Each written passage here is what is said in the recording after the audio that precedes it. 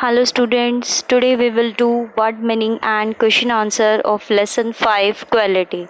In the previous videos we will discuss about the explanation of this chapter and now we will do word meaning. First word is distinction. Distinction means discrimination or a feature that causes someone or something to be better. Means किसी के साथ भेदभाव करना, किसी भी चीज़ को लेके भेदभाव करना, वो होता है आपका distinction.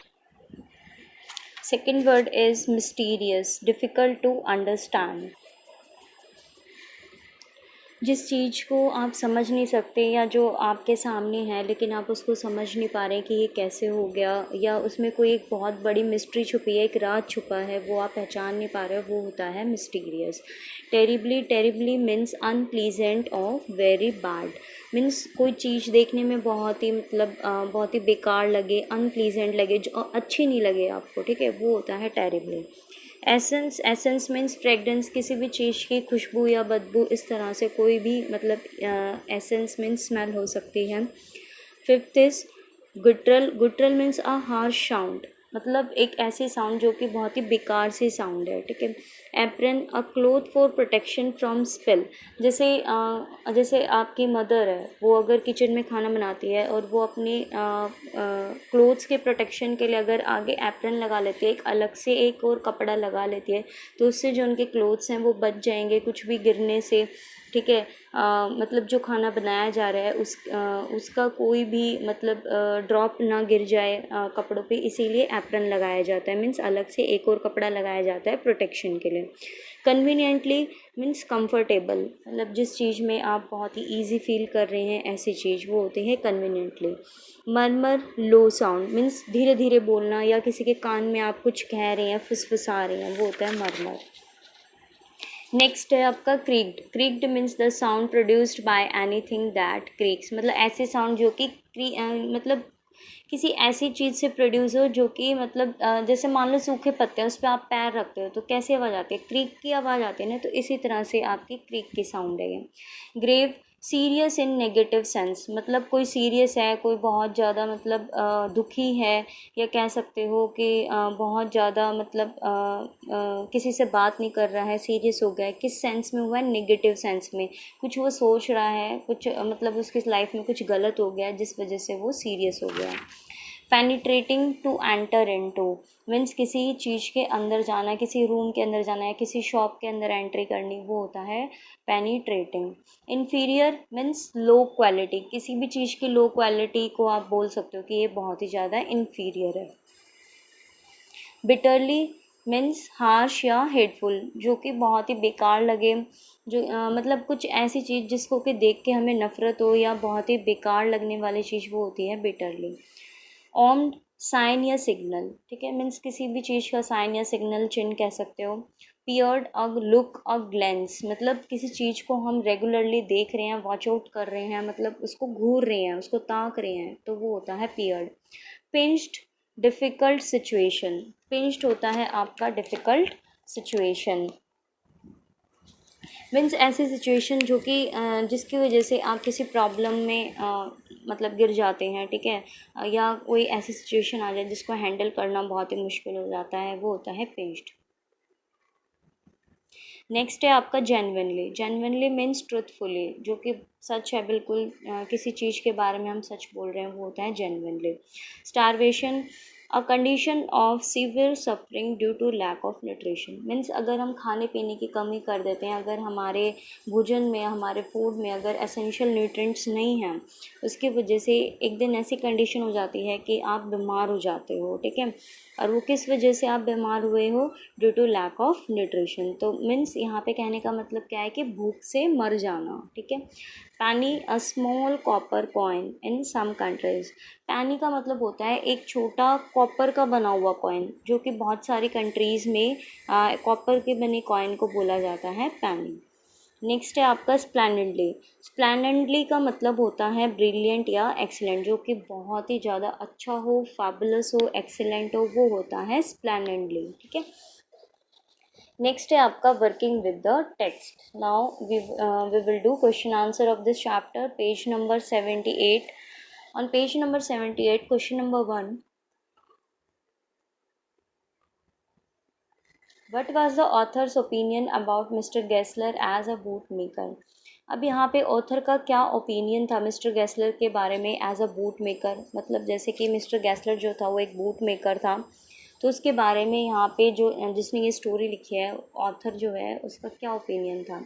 According to the author, mister Gessler was the best boot maker और shoe maker in the city. He was a perfect artist who had the skill, pride and respect of his trade. अब author के according mister Gessler बहुत ही अच्छा शू बनाने वाला था, बहुत ही बेस्ट था वो अपने काम में पूरी सिटी में।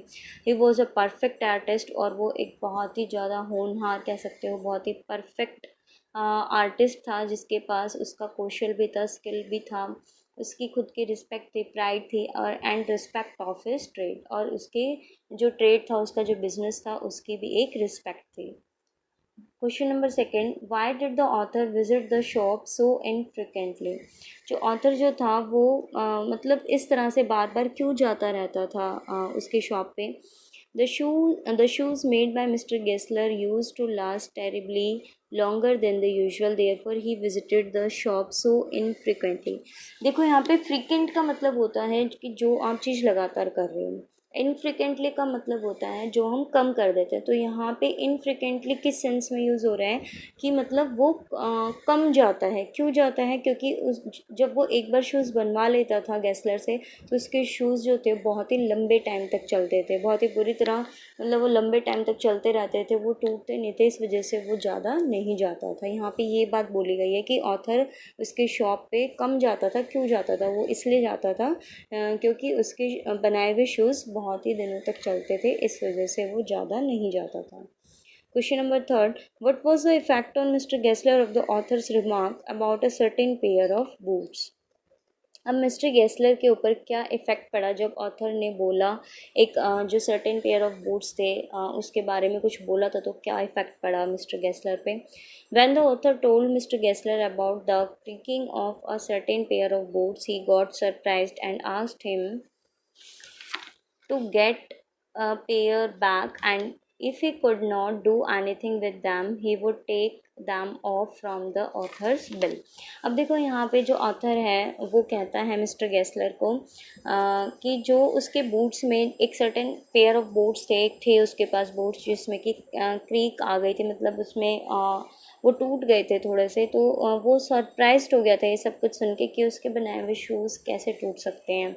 And asked him to get the pair back, और उसने बोला कि अगर वो टूट गए हैं तो ठीक है, आप उन पेयर्स को वापस कर देना। If he could not do anything with them, अगर वो उनके साथ कुछ नहीं कर पाया तो he would take them off from the author's will, तो वो उसको उसके पैसे वापस कर देगा, ऑथर के पैसे वापस कर देगा। अगर वो ठीक कर पाया उन शूज़ को तो वेल एंड गुड, अगर नहीं कर पाया तो वो उसको पैसे दे देगा उसके। Now question number fourth, what was mister Gessler's complaint against big firms.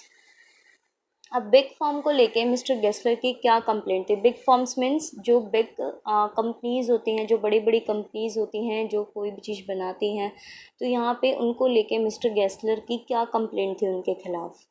Mister Gessler complaint that the big firms doesn't have self respect. Mister Gessler की ये कंप्लेंट थी कि जो बिग फर्म्स होती हैं, बड़ी कंपनियां जो होती हैं, उनकी खुद की रिस्पेक्ट नहीं होती। They got their business by advertisement not by work, कि वो अपने बिज़नेस को बढ़ाते हैं, उनका बिज़नेस ही इसी चीज़ पे डिपेंड करता है कि वो एडवर्टाइजमेंट करते हैं, ना कि काम। मतलब काम से दुनिया खुश होके नहीं आती उनके पास, बल्कि अपने प्रोडक्ट की एडवर्टाइजमेंट करते हैं, ऐड देते हैं, चाहे वो न्यूज़पेपर में दे, चाहे वो टीवी में दे, तो उससे इम्प्रेस होके लोग उनके शूज़ खरीदते थे।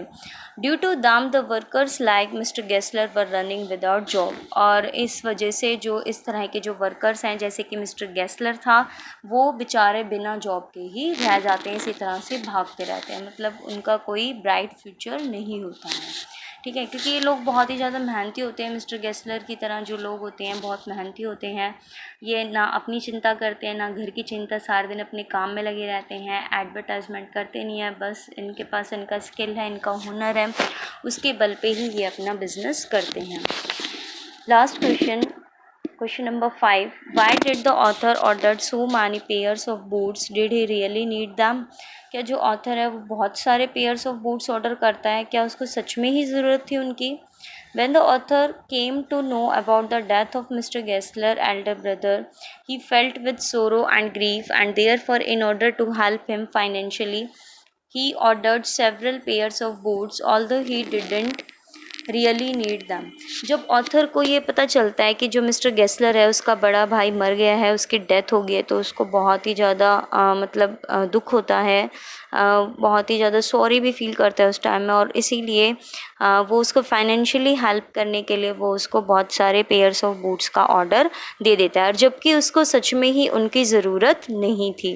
अब देखो यहाँ पे जो ऑथर है वो कैसे मिस्टर गेस्लर की हेल्प कर रहा है, उसको उस पर देखो बहुत ही ज़्यादा पिटी फील हो रहा है, मतलब उसको ये लग रहा है कि इसका भाई भी नहीं रहा जो इसके काम में इसकी हेल्प करता था, अब गेस्लर अकेला रह गया है, और वो बहुत ज़्यादा दुखी है। और उसने बिग फर्म्स के बारे में बताया कि कैसे मतलब वो बहुत ही पीछे हैं बिग फर्म्स के कंपैरिजन में, क्योंकि वे लोग उनके साथ मतलब वे लोग क्या करते हैं, ऐड करते हैं, एडवर्टाइजमेंट करते हैं, बट ये गेस्लर जैसे लोग नहीं करते हैं, इस वजह से इन्हें बहुत सफ़र करना पड़ता है। तो इस वजह से क्या किया गेस्लर ने, उसकी मदद करने के लिए, उसको कुछ पैसे देने के लिए उससे बहुत सारे शूज़ बनवा लिए, और जबकि उन शूज़ की उसे ज़रूरत नहीं थी, सिर्फ गेस्लर की हेल्प करने के लिए उसने शूज़ जो है बनवाए। Okay, these are the word meaning and question answer of this chapter. Now you will write these in your fair notebook and learn it. Okay, thank you and take care.